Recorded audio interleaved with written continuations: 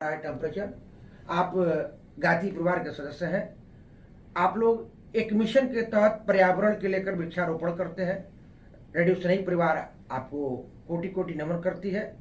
और हम ये जानना चाहते हैं कि एक तरफ ग्लोबल वार्मिंग है और आपका गायत्री परिवार पर्यावरण दिवस पर कितना वृक्ष लगाएगी, वृक्षारोपण करेगी या पर्यावरण के बचाने के लिए क्या क्या कार्य करेगी। आइए श्री रमेश जी शिक्षक के पास चलते हैं। यह बहुत ही बड़ा विषय है। अगर हमको स्वस्थ रहना है तो इस सरकार के ही प्रयास नहीं बल्कि व्यक्ति का भी प्रयास आवश्यक है। अगर दृढ़ता के साथ हम संकल्प लें, हर व्यक्ति का जन्मदिन होता है, हर व्यक्ति का शादी का सालगिरह होता है। अगर दृढ़ता के साथ संकल्प ले लें कि जन्मदिन के अवसर पे या शादी के सालगिरह के अवसर पे हम अपनी रक्षा के लिए और मेरे ही रक्षा में समाज और राष्ट्र का रक्षा सन्निहित है। जब हम अपने आप को विश्वव्यापी कल्पना करेंगे, चिंतन करेंगे, मनुष्य सामाजिक प्राणी है और समाज से उसको सब कुछ प्राप्त होता है। व्यक्ति आज भौतिक व्यवस्था को अत्यधिक स्मार्ट करते जा रहा है।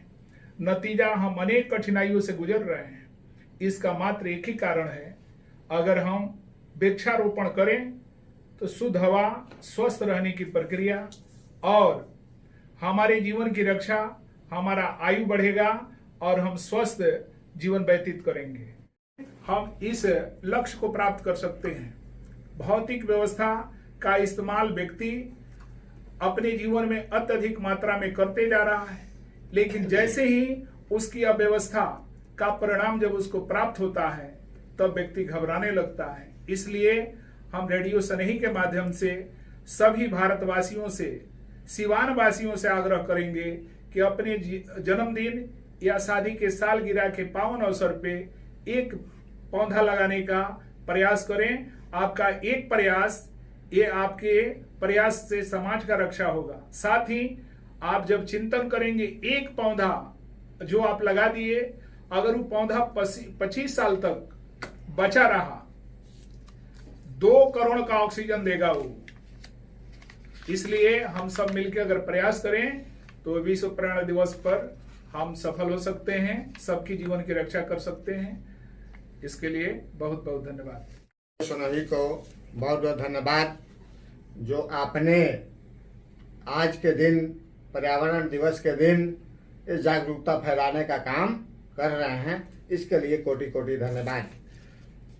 आज जो हीट वेव या प्रचंड गर्मी पड़ रही है, इसके पीछे भले ही हम दूसरे को दोष दे करके अपना जिम्मेवारी छुड़ा ले, लेकिन 100% कहीं ना कहीं हम सब इसके लिए जिम्मेवार हैं। वर्तमान समय में सरकार चाहे पब्लिक रोड के किनारे जो सरकारी ज़मीन है या गैर मजरूआ ज़मीन है, उस पर किसी न किसी रूप में पेड़ पौधे लग रहे हैं। लेकिन हमारे खेत के सामने यदि वो है, हमारे खेत में थोड़ा सा भी जंगल है, तो उसमें हम लोग आग लगा देते हैं। और आग लगाने का जो नतीजा होता है कि जो पेड़ तो नुकसान होता ही है, जलता ही है, उसमें जो जीव जंतु है वो भी नुकसान हो जाते हैं। और आपको ये भी ज्ञात होना चाहिए कि प्रकृति के संतुलन के लिए सभी जीवों का होना आवश्यक है। साथ जुड़े हुए थे रत्नेश्वर कुमार, शिक्षक, सह प्रभारी युवा प्रकोष्ठ गायत्री परिवार सिवान। और अब हम चलते हैं श्री कपिल मुनि पटवा, जो वरीय सदस्य हैं गायत्री परिवार सिवान के। रेडियो स्नेही को धन्यवाद। आप लोगों ने हमको आमंत्रित किया इस पर्यावरण दिवस पर। सबसे पहले हम गायत्री मंत्र के साथ इस पर्यावरण दिवस क्यों मनाया जाता है उस पर कुछ चर्चा करेंगे और इसके फायदे क्या हैं, और गायत्री मंत्र से इस पर्यावरण दिवस का तालमेल कहाँ है वह हम बताएंगे आप लोगों को। तो आइए हम सभी गायत्री मंत्र पढ़ते हैं।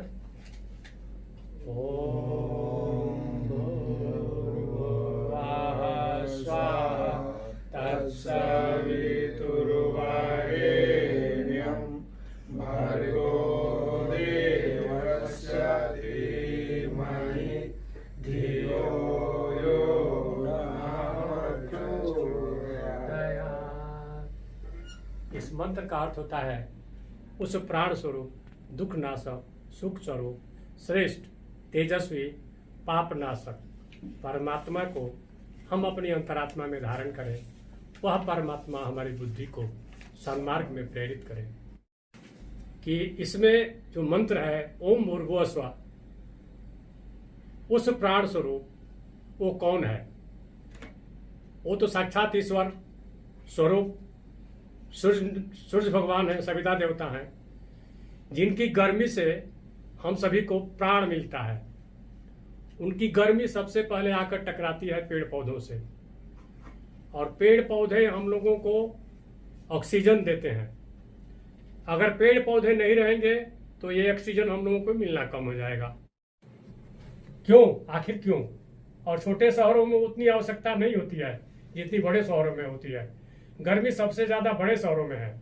जहाँ पर पेड़ पौधे नहीं है वहाँ गर्मी ज्यादा है, कम होगा और हम सभी को ऑक्सीजन मिलेगा, जिसके धारण करने से हम सभी जीवित रहेंगे। आज त्राही त्राही मचा हुआ है, सर्वत्र त्राही त्राही है। आज राजस्थान में देख लीजिए, मध्य प्रदेश में देख लीजिए, अपितु अपने उत्तर प्रदेश और बिहार में भी देख लीजिए, गर्मी 50 सेंटीग्रेड तक चली गई है। और ये गर्मी अगर थोड़ा सा भी बढ़ जाए तो समझिए हम जीवित नहीं रह सकते हैं। तो आप सभी से निवेदन है कि आप सभी कम से कम साल में एक पेड़ तो लगा ही दीजिए। एक पेड़ लगाएंगे तो भारत की आबादी 140 करोड़ है, तो 140 करोड़ पेड़ तो ऐसे ही लग जाएगा। तो निवेदन करूंगा कि एक पेड़ जरूर लगाइए। सबकी जान वृक्ष ही है, हम सबकी जान, एक वृक्ष 10 पुत्र समान। 10 पुत्र का फायदा एक वृक्ष देता है। आपको अगर इस पर संदेह हो तो आप एक वृक्ष लगाकर देखिए, आपको कितना फल, कितना फूल, कितने पौधे, कितने लकड़ी, कितना क्या देता है वो सब तो छोड़ दीजिए। आपको ऑक्सीजन देता है, ये सबसे बड़ी चीज है, जो कि हमारे जीवन का मूल चीज है। ऑक्सीजन ना रहे तो हम जीवित नहीं रह सकते हैं। वेद में वृक्ष को पशुपति या शिव कहा गया है। वनस्पतियां हमारा विष पान करती है और हमें अमृत देती है। देवत्व और दिव्यता का एहसास होता है जब आप किसी जंगल, पहाड़, वन अथवा बगीचे में जाएंगे तो वृक्षों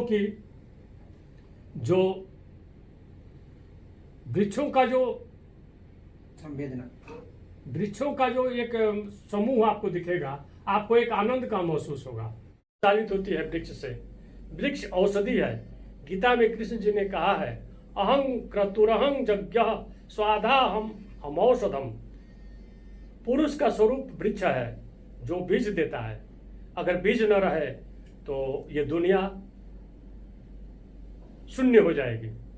वृक्ष से ही हम इतना विस्तार दे पाते हैं। वृक्ष से हम लोगों को फल, फ्रूट, पौधा मिलता है और अपना जीवन यापन करते हैं। देवताओं का स्थान है। देवताओं का स्थान क्या है? वृक्ष है। सभी देवता वृक्षों पर निवास करते हैं। तुलसी वायु शोधन करती है, तभी तो हमारे ऋषि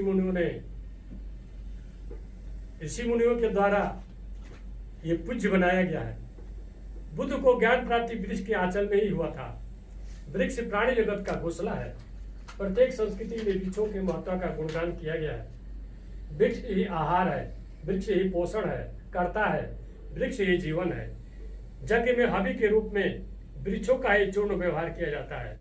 हम चाहेंगे कि आप जहाँ हैं, जिस अवस्था में हैं, अगर जमीनें नहीं है तो आप गमले में छोटे छोटे प्लांट लगाएं, ताकि हम ग्लोबल वार्मिंग से बचें और हमारे यहाँ तापक्रम जो है धीरे धीरे घटे। 150 करोड़ की जनसंख्या है इस भारत की। अगर प्रत्येक वर्ष अगर एक वृक्ष लगाता है, निश्चित मानिए हम 5 वर्ष के अंदर पर्यावरण को नियंत्रित कर देंगे और 10 वर्ष के बाद हमारे यहाँ तापक्रम बढ़ेगा नहीं, माइनस में जाना शुरू करेगा। रेडियो नहीं, पर्यावरण दिवस 5 जून 2024 के अवसर पर गायत्री परिवार के सभी सदस्यों को और अपने श्रोताओं को हृदय से नमन करती है। आप जहाँ हो वृक्षारोपण करें, पर्यावरण की बचाव करें। बहुत बहुत धन्यवाद।